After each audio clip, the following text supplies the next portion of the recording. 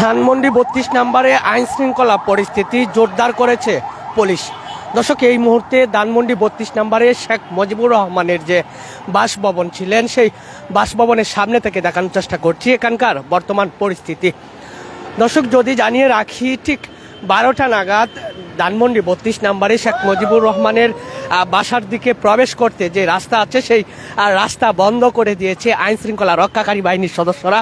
আপনাদেরকে যদি জানিয়ে রাখি, ঠিক অনেকগুলি দোকানপাট এখানে খোলা ছিল, কিন্তু আইন শৃঙ্খলা রক্ষাকারী বাহিনীর সদস্যরা সবগুলা দোকানকেই কিন্তু তারা বন্ধ করতে বলে দিয়েছে এবং ইতিমধ্যে সবগুলা দোকানই বন্ধ করে রাখা হয়েছে। দর্শক মণ্ডলী, যদি জানিয়ে রাখি, দীর্ঘ 2 ঘন্টা নাগাদ এই রাস্তাটি বন্ধ করে রাখা হয়েছে। বিশেষ করে 7ই মার্চকে কেন্দ্র করে তারা এই আইনশৃঙ্খলা বাহিনীর যে তৎপর জোরদার পরিস্থিতি, সেটি কিন্তু লক্ষ্য করার মতো। দর্শক মণ্ডলী, যদি জানিয়ে রাখি, 7ই মার্চ রেসকোর্স ময়দানে শেখ মুজিবুর রহমান যে ভাষণ দিয়েছিলেন, সেই ভাষণ আমরা জানি যে বর্তমানের যে সোহরাওয়ার্দী উদ্যান আছে, সেটি বিগত দিনের রেসকোর্স ময়দান হিসেবে পরিচিত ছিল। সেখানে তিনি বক্তব্য রেখেছিলেন এবং বক্তব্য শেষে তিনি বলেছিলেন,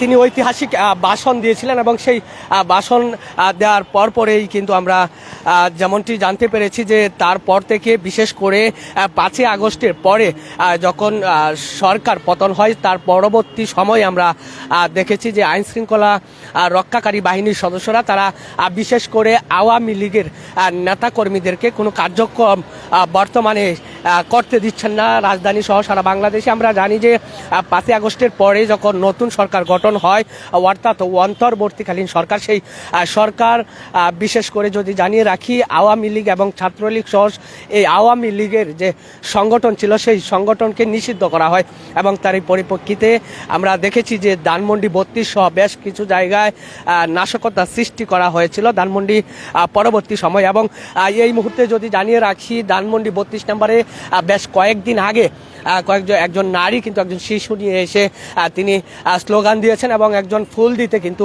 ধানমন্ডি 32 নম্বরে যে শেখ মুজিবুর রহমানের যে বাড়ি আছে, সেই বাড়িতে কিন্তু এসেছিলেন। পরবর্তীতে তাদেরকে আটক করা হয় এবং আজকে যদি জানিয়ে রাখি, ঠিক যখনই 12টার পরবর্তী সময়, অর্থাৎ 12টা বাজার সাথে সাথেই আমরা দেখেছি যে পুলিশের সদস্যরা তারা সেই ধানমন্ডি 32 নম্বরের যে শেখ মুজিবুর রহমানের যে বাড়ি আছে, সেই বাড়ির যে মূল ফটক, সেই মূল ফটকের রাস্তায় তারা কিন্তু ব্লকের সৃষ্টি করেছে এবং এই মুহূর্তে ভিতরে প্রবেশ করার জন্য সাধারণ জনগণ সহ সবাইকে নিষিদ্ধ রাখা হয়েছে। দর্শক, আরেকটি বিষয় যদি জানিয়ে রাখি, বিশেষ করে প্রথম অবস্থায় আমরা কয়েকজন পুলিশ সদস্যকে দেখতে পেলেও এই মুহূর্তে আরও আইনশৃঙ্খলা বাহিনীর পরিস্থিতির জোরদার করতে আরও আমরা দেখেছি পুলিশ সদস্যদেরকে কিন্তু মোতায়েন করা হয়েছে। এই মুহূর্তে ধানমন্ডি 32 নম্বরের যে পরিস্থিতি, সেটি সরাসরি দেখানোর চেষ্টা করছি। সঙ্গে রয়েছে আমি, বাজিদ আহমেদ ভুইয়া।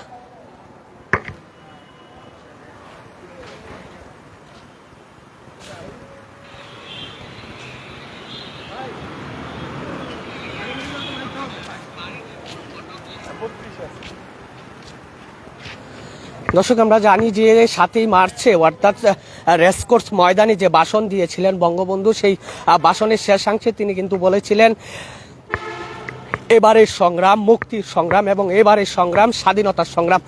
সেই স্লোগানকে কেন্দ্র করে আমরা দেখেছি আওয়ামী লীগের নেতাকর্মীরা বিগত দিনে সেই স্লোগানকে ধারণ করেই তারা রাজনীতি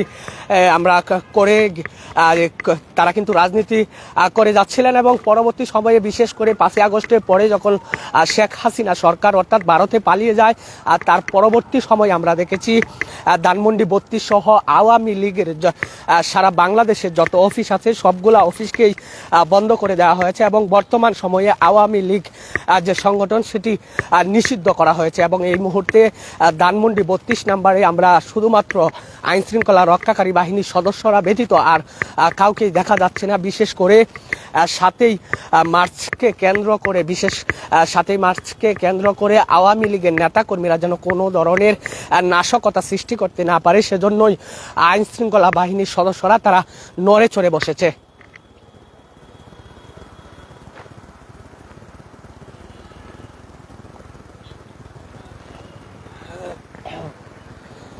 দর্শক যদি জানিয়ে রাখি, ঠিক যে বাড়িটি ধানমন্ডি 32 নম্বরে যে বাড়িতে অবস্থান করতেন অর্থাৎ বসবাস করতেন শেখ মুজিবুর রহমান, সেই বাড়ি কিন্তু 5ই আগস্টের পরে বোলডোজার দিয়ে ভেঙে গুড়িয়ে দেওয়া হয়। তার পরবর্তী সময়ে আমরা যেমনটি দেখেছি আওয়ামী লীগের কোনো নেতাকর্মী তারা ধানমন্ডি 32 নম্বরে এসে কোনো সভা সমাবেশ কিন্তু করতে দিচ্ছেন না আইন শৃঙ্খলা রক্ষাকারী বাহিনীর সদস্যরা। এবং এই মুহূর্তে যে পরিস্থিতি আমরা লক্ষ্য করছি, বিশেষ করে ধানমন্ডি 32 নম্বরে শেখ মুজিবুর রহমানের যে বাড়ি আছে সেই বাড়ির যে রাস্তা, সেই রাস্তার দুই পাশেই কিন্তু ইতিমধ্যে বন্ধ করে রাখা হয়েছে। এবং যদি আপনাদেরকে ক্যামেরার মাধ্যমে দেখাই ধানমন্ডি 32 নম্বরের যে বাড়ির যে বর্তমান পরিস্থিতি, সেটি যদি লক্ষ্য করেন যে প্রত্যেকটি রুম সহ সব কিন্তু ভেঙে চুরে চুরমার করে দেওয়া হয়েছে, বিশেষ করে 5ই আগস্টের পরবর্তী সময়ে।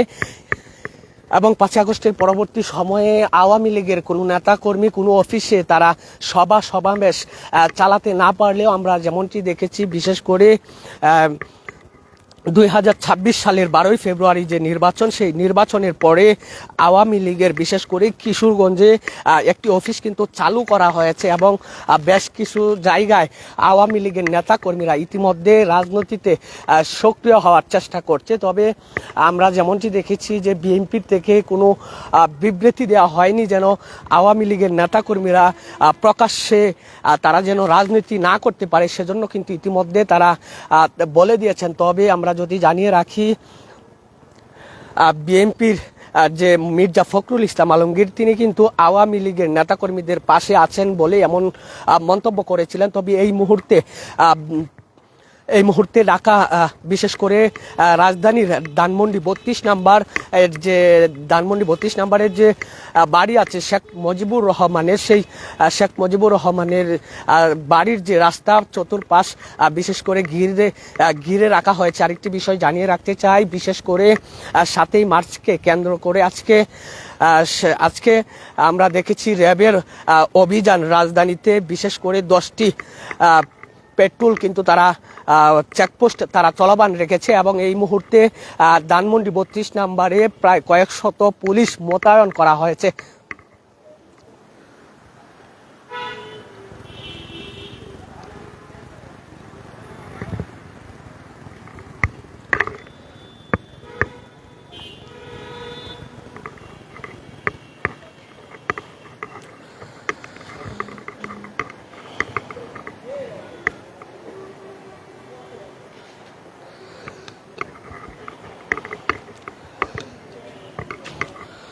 দর্শক মণ্ডলী যদি জানিয়ে রাখি, ঠিক 12টার আগ মুহূর্তে নাগাদ আমরা দেখেছি এই রাস্তাটি দিয়ে সাধারণ মানুষ চলাচল করতে পেরেছে। কিন্তু ঠিক আজকে যখন 7ই মার্চ অর্থাৎ রাত 12টা পরবর্তী সময়ে ঠিক এই রাস্তাটি বন্ধ করে দেওয়া হয় এবং পরবর্তী সময় থেকে সাধারণ জনগণ সহ কোনো যান চলাচল করতে পারছে না। বিশেষ করে ধানমন্ডি 32 নম্বরের যে শেখ মুজিবুর রহমানের বাড়ি, আর সেই বাড়ির যে গেটে অর্থাৎ মূল ফটকের যে রাস্তা, সেই রাস্তা কিন্তু ইতিমধ্যে প্রায় 2 ঘন্টা নাগাদ তারা বন্ধ করে রাখা হয়েছে এবং পুলিশের সদস্যরা সক্রিয় ভূমিকা পালন করছে।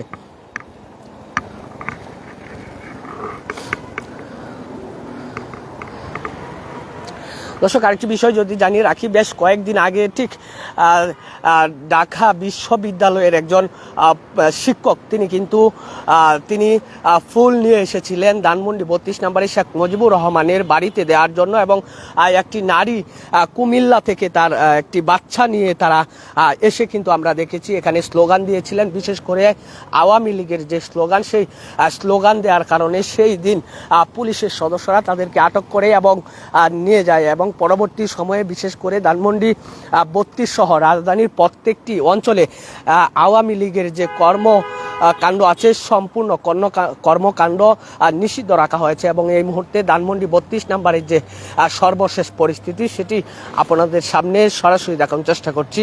কালবেলা থেকে সঙ্গে যুক্ত রয়েছে আমি বাইজিদ আহমেদ ভুইয়া।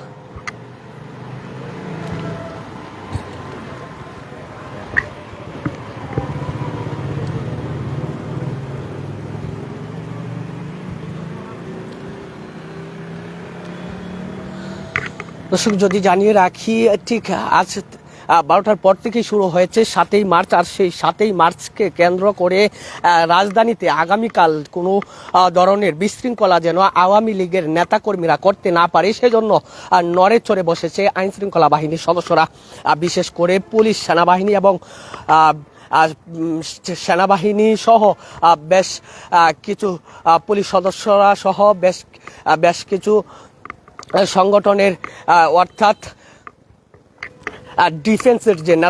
ডিফেন্সের যে কর্মীরা আছে তারা নড়ে চড়ে বসেছে এবং রাজধানীর বেশ কিছু জায়গায় আজকে সারা রাত তারা তল্লাশি চালাবে বলেও জানা গিয়েছে। তবে এই পর্যন্ত যদি জানিয়ে রাখি, এ পর্যন্ত আওয়ামী লীগের কোনো নেতা কর্মী অথবা তার সমর্থিত কোনো নেতা কর্মী বা কোনো ব্যক্তি ধানমন্ডি 32 নম্বরে প্রবেশ করতে পারেনি এবং শেখ মুজিবুর রহমানের যে বাড়ি আছে সেই বাড়ির সামনে কোনো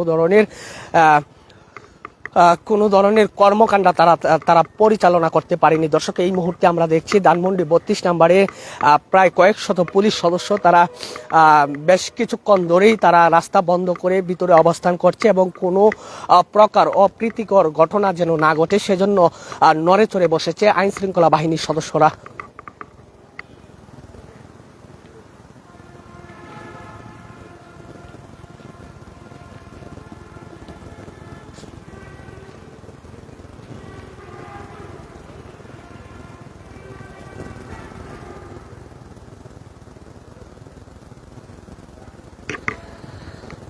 দর্শক, এই ছিল আমার কাছে ধানমন্ডি 32 নম্বরে 7ই মার্চকে কেন্দ্র করে আইন শৃঙ্খলা বাহিনীর সদস্যদের যে তৎপর ভূমিকা, সেই ভূমিকার সর্বশেষ। পরবর্তী আপডেট পেতে সঙ্গে থাকার অনুরোধ জানিয়ে এখানেই শেষ করছি।